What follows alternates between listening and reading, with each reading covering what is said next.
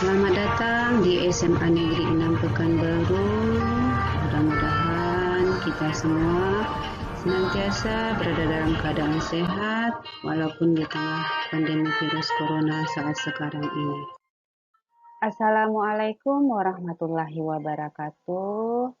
Kali ini Ibu Elsa Farida SPD, Guru Fisika SMA Negeri 6 Pekanbaru akan membahas tentang hukum Kirchhoff. Apakah yang Ananda ketahui tentang hukum Kirchhoff? Ananda penasaran? Dan untuk menjawab kepenasaran Ananda, marilah kita simak tayangan video berikut ini. Hukum Kirchhoff ada dua. Yang pertama, hukum Kirchhoff 1 membahas tentang jumlah arus yang masuk pada suatu titik cabang sama dengan jumlah arus yang keluar dari cabang tersebut. Misalkan, ini titik A. Pada titik A ini, arus yang masuk adalah I1, I5, dan I4. Sedangkan arus yang keluar adalah I2 dan I3. Jadi, kita bisa membuat persamaannya menjadi I1 ditambah I4 ditambah I5 sama dengan I2 ditambah I3.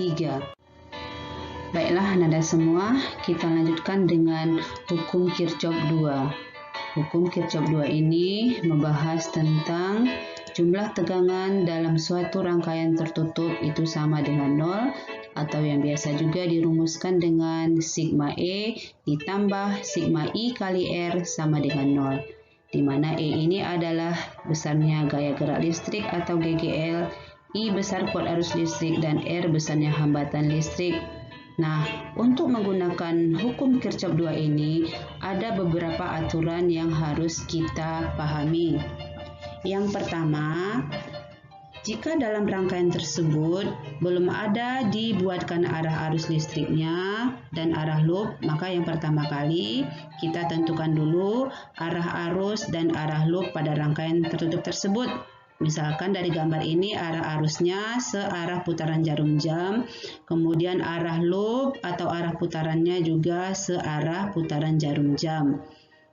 Kemudian yang kedua, jika arah arus searah dengan arah loop, maka ini akan bertanda positif, dan sebaliknya jika arah arus berlawanan dengan arah loop, maka kuat arusnya bertanda negatif.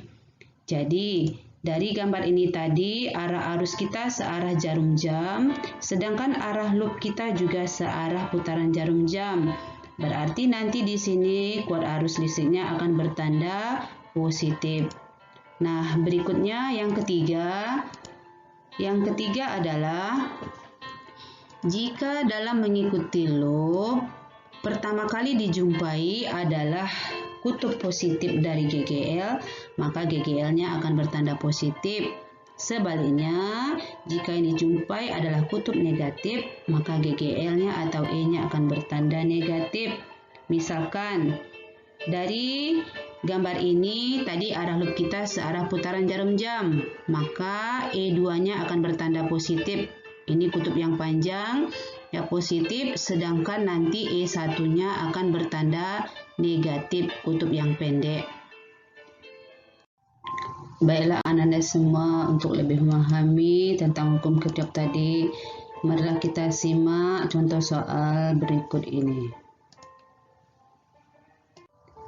Baiklah, contoh soal yang pertama, kita akan membahas rangkaian satu loop. Dari rangkaian ini, kita akan menentukan besar kuat arus yang mengalir pada rangkaian dan besar tegangan antara titik A dan titik J. Nah, sebelum kita menyelesaikan persamaan ini, terlebih dahulu kita tentukan arah arus yang mengalir pada rangkaian ini. Kita misalkan saja arah arus pada rangkaian ini adalah searah jarum jam dari A ke B atau ke atas. Setelah kita tentukan arah arus pada rangkaian ini kita misalkan arah arusnya searah putaran jarum jam. Berikutnya kita akan menentukan arah loop atau putarannya. Kita buat saja arah loopnya ini searah putaran jarum jam.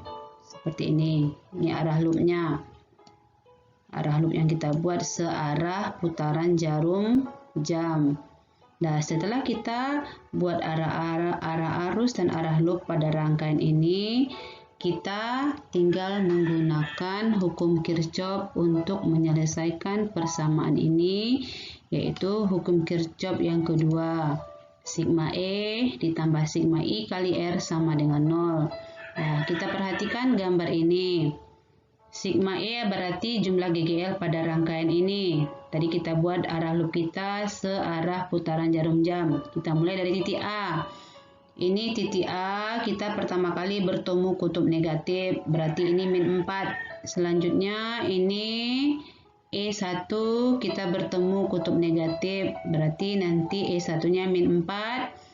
Selanjutnya kita bertemu E2 adalah kutub positif, berarti E2-nya nanti bertanda positif. Karena arah arus yang kita buat itu sama dengan arah loop yang kita buat, maka nanti arah arusnya ini akan bertanda positif. Nah, sekarang kita lihat penyelesaian dari persamaan ini. Jadi tadi E3-nya negatif, E1-nya negatif, E2-nya positif, dan I-nya positif. R-nya tinggal kita jumlahkan semua yang ada dalam rangkaian ini, karena ini semuanya seri. Nah, kita tinggal memasukkan angka-angka yang ada pada soal ini. Maka kita akan mendapatkan nilai kuat arus pada rangkaian ini sama dengan 6/30 atau 0,2 ampere. Nah, setelah kita mendapatkan nilai kuat arus pada rangkaian ini, selanjutnya kita akan menentukan besar tegangan antara titik A dan titik C. Untuk menghitung tegangan antara dua titik, kita akan menggunakan rumus sigma E ditambah sigma IR. Jadi tegangan antara titik A dan titik C sama dengan jumlah GGL antara titik A dan titik C, kemudian jumlah arus dikali hambatan antara titik A dan titik C. Nah, sekarang kita mulai dari titik A ini. Dari titik A kita mau menuju ke titik C. Dari A ini pertama kita bertemu E3, nilainya negatif min 4. Selanjutnya di sini kita bertemu E1, nilainya juga negatif karena kutub yang pendek, sampai di titik C. Jadi dari A sampai di B terus ke C, kita mendapatkan ada 2 GGL, E3 dan E1. Kemudian arah arusnya sama dengan arah perjalanan kita dari A menuju ke C. Berarti nanti kuat arusnya ini akan bertanda positif. Nah, sekarang kita tinggal memasukkan ke dalam persamaan ini. Jadi kita dapatkanlah VAC itu sama dengan min 8 ditambah 7,5. Jadi VAC sama dengan min 0,5 volt. Selanjutnya kita lihat contoh soal yang kedua. Dengan dua loop dari rangkaian ini, kita akan menentukan besar kuat arus yang melewati masing-masing hambatan dan tegangan antara titik A dan titik B. Pertama sekali kita tentukan dulu arah arus pada masing-masing hambatan ini. Pada hambatan 6 ohm ini kita misalkan nama arusnya I1. Kita misalkan arahnya masuk ke titik A. Selanjutnya pada hambatan 3 ohm ini kita misalkan nama arusnya adalah I2. I2 keluar dari titik A. Dan arus yang melewati hambatan 2 ohm ini kita misalkan namanya I3. I3 ini kita misalkan masuk ke titik A. Nah, setelah kita membuat arah arus pada masing-masing hambatan, kita tinggal menggunakan hukum Kirchhoff yang pertama untuk persamaannya. Jadi kita dapatkan jumlah arus yang masuk pada titik A sama dengan jumlah arus yang keluar. Jadi kita terlihat tadi yang masuk pada titik A itu adalah I1 dan I3.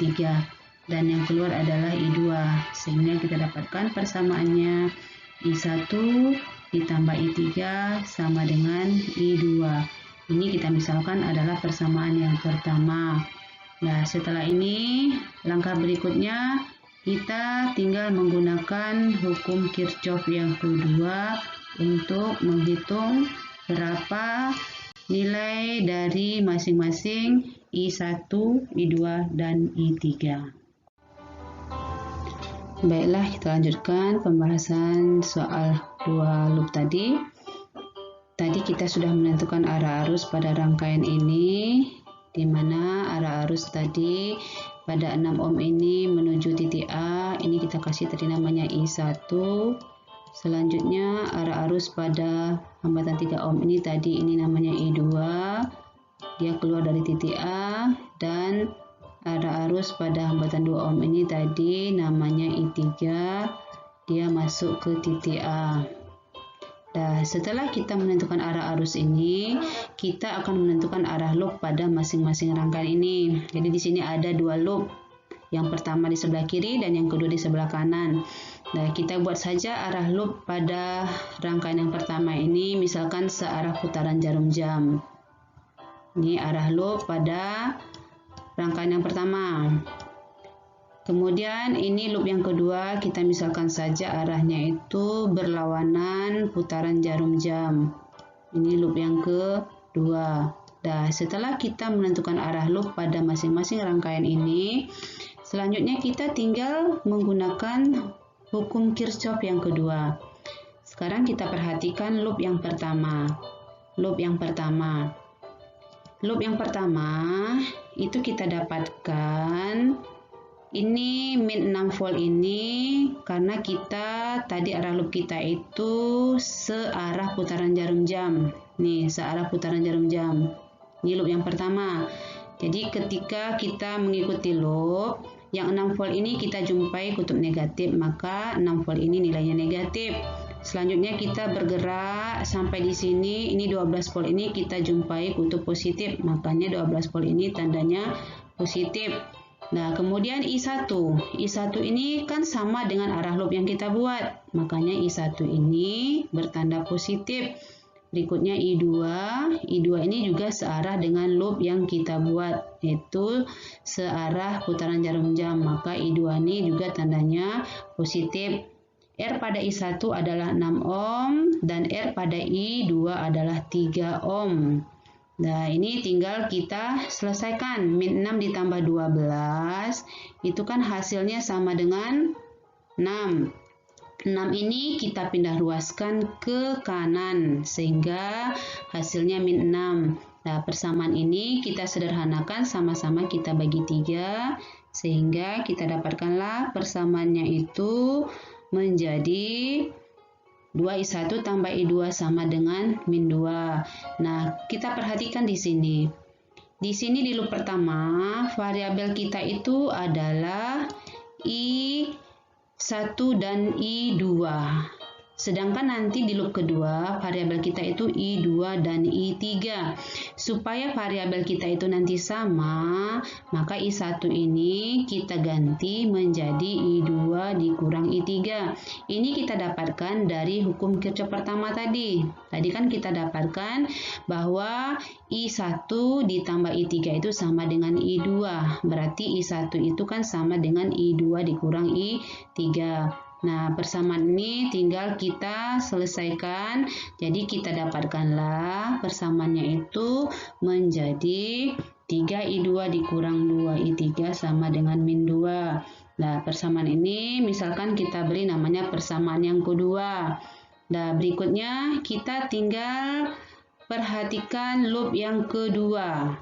Loop yang kedua ini kita misalkan tadi arahnya berlawanan putaran arah jarum jam. Tinggal kita gunakan hukum Kirchhoff yang kedua untuk loop yang kedua. Dan kita dapatkan ini min 8. Kenapa ini min 8? Loop kedua kita tadi putarannya itu berlawanan putaran arah jarum jam. Seperti ini. Jadi kita bergerak dari B ini sampai di sini kita bertemu kutub negatif 8 volt, maka nilainya min 8. Terus kita berjalan lagi sampai di sini kita bertemu kutub positif dari 12 volt, maka 12 volt ini tandanya positif. Nah, arah I3 kita tadi ke titik A atau masuk ke titik A sama dengan arah loop yang kita buat. Makanya I3 ini bertanda positif. I3 ini mengalir pada hambatan 2 ohm di 2 I3.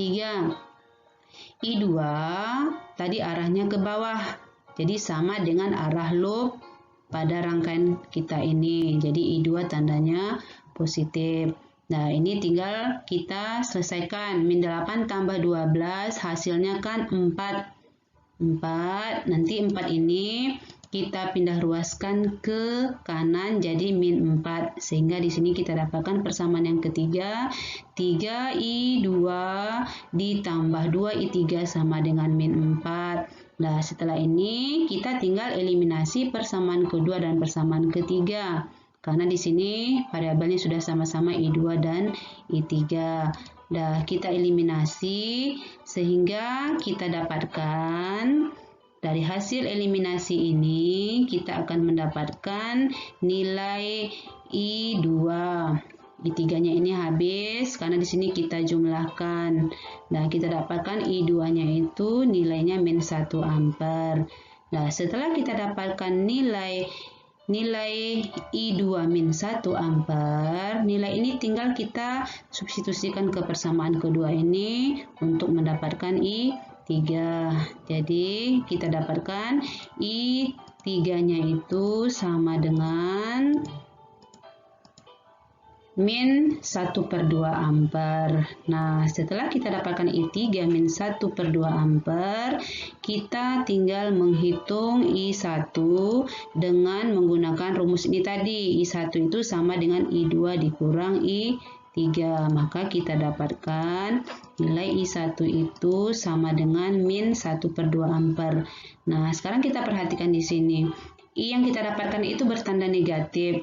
Kebetulan tiga-tiganya juga bertanda negatif, berarti tanda negatif ini tidak ada masalahnya. Di sini hanya kita salah memisalkan arah arus. Berarti harusnya arah arus yang kita misalkan ini, I1 ini harusnya arahnya itu meninggalkan titik A. Karena kita dapatkan nilainya negatif. Demikian juga I2. I2 ini berarti harusnya arahnya itu dari B ke A atau ke atas. Demikian juga dengan nilai I3. Jadi kalau kita dapatkan nilai arus yang kita cari itu negatif, itu tidak ada masalahnya. Itu hanya kesalahan kita dalam memisalkan arah arus. Baiklah, Anda semua, sekarang kita akan menghitung tegangan antara titik A dan titik B. Dan sama dengan rangkaian satu loop tadi, tegangan antara dua titik itu bisa kita hitung menggunakan rumus VAB. Tegangan antara titik A dan titik B sama dengan jumlah GGL antara titik A dan titik B ditambah jumlah I kali R antara titik A dan titik B. Nah, tadi kan kita sudah menentukan arah arus di titik A dan titik B ini, di mana tadi ini namanya I2. I2 ini tadi kita sudah hitung arahnya dari A ke B atau ke bawah. Dan tinggal kita gunakan rumus menghitung tegangan antara dua titik. Jadi kita akan dapatkan VAB itu 12 ditambah 3 I2. Nah, kenapa ini 12? Karena ketika kita berjalan dari A ke B, kita pertama kali menemukan ini kutub positif. Maka ini tandanya positif 12 volt. Dan kemudian ditambah I2. Kenapa ini tambah? Karena arah I2 ini sama dengan arah kita berjalan dari A ke B. Nah, sekarang kita tinggal memasukkan nilai I2 yang sudah kita dapatkan di persamaan sebelumnya. Dan kita dapatkan nilai tegangan antara titik A dan titik B itu 9 volt. Nah, sebenarnya kita bisa menghitung tegangan antara titik A dan titik B ini tidak hanya dari A ke B lewat jalan pendek ini. Kita bisa juga menghitung tegangan antara titik A dan titik B lewat jalan panjang di sebelah kiri ini sampai di sini, atau lewat jalan panjang yang di sebelah kanan ini terus ke sini sampai ke titik B. Nah, sekarang harusnya nilai yang kita dapatkan itu adalah sama dengan yang sudah kita hitung lewat jalan pendek ini. Untuk lebih pahamnya, Anda semua bisa mencoba menghitung tegangan antara titik A dan titik B lewat jalan panjang. Baiklah Anda semua, demikianlah pertemuan kita pada kali ini.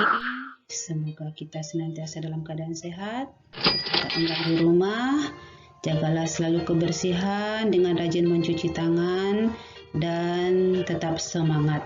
Wassalamualaikum warahmatullahi wabarakatuh.